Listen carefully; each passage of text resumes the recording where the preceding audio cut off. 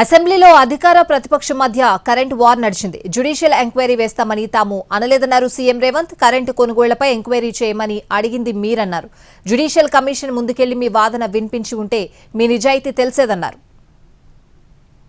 So వారు నిజాయితీ నిరూపించుకోవడానికి వారు సత్యహరిచంద్రుడి వంశమని తెలంగాణ సమాజానికి అంతా చెప్పుకోవాలని వారు అడిగినప్పుడు వారిని ఎందుకు బాధ పెట్టాలని చెప్పి ఛత్తీస్గఢ్ నుంచి కొనుగోలు చేసిన 1000 మెగావాట్ల విద్యుత్ ఒప్పందము, యాదాద్రి 260x4 1040 మెగావాట్ల భద్రాద్రి పవర్ ప్రాజెక్టు నిర్మాణం సబ్ క్రిటికల్ టెక్నాలజీ తోటి, అదేవిధంగా యాదాద్రి 4000 మెగావాట్ల విద్యుత్ ఒప్పందం బిహెచ్ఎల్కి ఇచ్చిన దానికి సంబంధించి వారు అడిగితేనే ఇదే సభలో చర్చ జరిగితే తమరి అధ్యక్షతన రాష్ట్ర ప్రభుత్వం ఆమోదించింది.